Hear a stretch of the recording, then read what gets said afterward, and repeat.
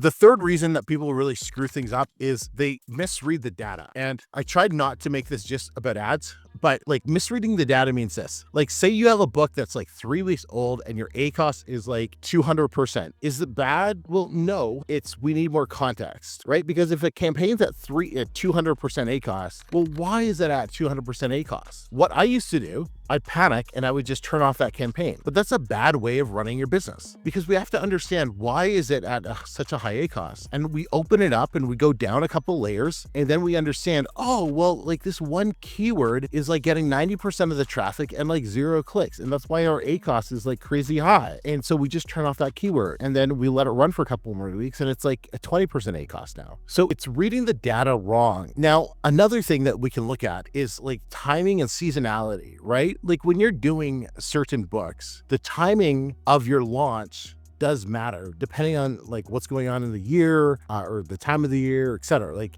some books just do a lot better at Christmas time and some don't. Some books do better kind of all year around. You got to take out these external factors into play. And I guess the hardest part of this is can't read the data until you have the experience. And that's challenging for newbies. But that's probably, if there was like one thing I've really, really, really improved on over the last like 24 months, it's just reading data, and it's making decisions based on the data that I'm bringing in my publishing business. And it's just, it's like every thought keeps coming back to ads. And just because the more I think about it, ads are just so important because they just give you the data that you can't get anywhere else. They tell you the real-time data of what's going on with your books. Like if your cover's no good, if your description's no good, if your A+ content's no good, if your price is too high or if it's too low, like all of that stuff comes from your ad data. And so I guess this point is really, it should be like, learn how to read your ads data better and understanding why the data